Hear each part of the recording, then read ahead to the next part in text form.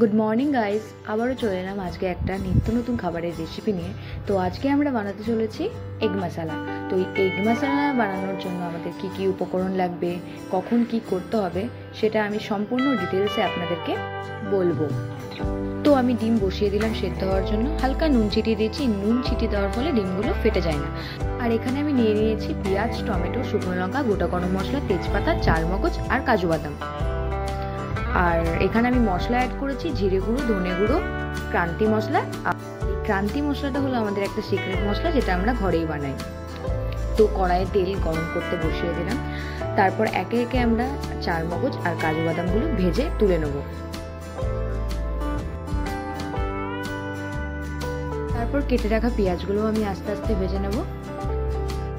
দেখবে পেঁয়াজের কালারটা একদমই চেঞ্জ হয়ে গেছে, তখন পেঁয়াজগুলিকে আস্তে আস্তে করে তুলে নেবে। এবং ওই তেলের মধ্যে সেম একই পদ্ধতিতে আমি টমেটোগুলোকেও ভেজে নেব। এবার ওই তেলের মধ্যে আমি সেদ্ধ করে রাখা আলু আস্তে আস্তে ভেজে নিলাম। আমি আলুগুলো সেদ্ধ করে রেখেছিলাম, আপনারা চাইলে ঢাকা দিয়েও সেদ্ধ করতে পারেন। আর ওপর দিয়ে হালকা নুন ছিটিয়ে দিলাম। ব্যাস, আলু ভাজা আমার হয়ে গেছে। এবার ওই তেলের মধ্যেই আমি আবারও ডিমগুলোকে ভেজে নেব। ভেজে রাখা চারমগজ, কাজু, পেঁয়াজ, টমেটো আমি এবার মিক্সিতে পেস্ট করে নেব। ব্যাস, পেস্ট হয়ে গেছে। ব্যাস, সেদিকে দেখি ডিম ফ্রাইও পুরোপুরি রেডি। দেন ওই তেলের মধ্যে এবার আমরা আস্তে আস্তে সব ফোড়ন দিয়ে দেবো। দিয়ে দিলাম গোটা গরম মশলা, দুটো শুকনো লঙ্কা, দুটো তেজপাতা। ব্যাস, ফোড়নগুলো ভালো করে ভাজা হয়ে গেলে যে মিক্সিতে পেস্ট করে রেখেছিলাম ওই পেস্টটা আমি এবার এর মধ্যে অ্যাড করে দেবো।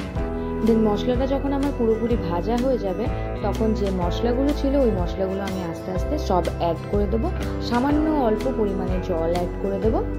দেন মশলাটাকে ভালো করে পুরোপুরি লো ফ্লেমে কষিয়ে নিতে হবে। যখন মশলাটার মধ্যে তেল ছেড়ে দেবে, তখন ওই মশলাটার মধ্যে যে ভেজে রাখা ডিম, আলু, ওগুলো আপনারা অ্যাড করে দেবেন। দেন ভালো করে কষাতে থাকবে। এখানে আমি হালকা পরিমাণে চিনি ছড়িয়ে দিয়েছি, আপনারা চাইলে চিনি দিতেও পারেন, অথবা গ্যাসটাকে সম্পূর্ণ মিডিয়াম ফ্লেমে রেখে আমি অল্প পরিমাণে জল অ্যাড করে ফুটিয়ে নেব। দেন পুরোপুরি যখন ফোটানো হয়ে যাবে, তাহলে আমার রেডি এগ মশালা। আপনারা চাইলে বাড়িতেও ট্রাই করতে পারেন। ভিডিওটা যদি ভালো লেগে থাকে তাহলে লাইক, কমেন্ট, শেয়ার করতে ভুলবেন না। আর চ্যানেলে নতুন হয়ে থাকলে অবশ্যই চ্যানেলটাকে সাবস্ক্রাইব করে দেবেন। দেখা হচ্ছে আবার নেক্সট কোনো ভিডিওর সাথে।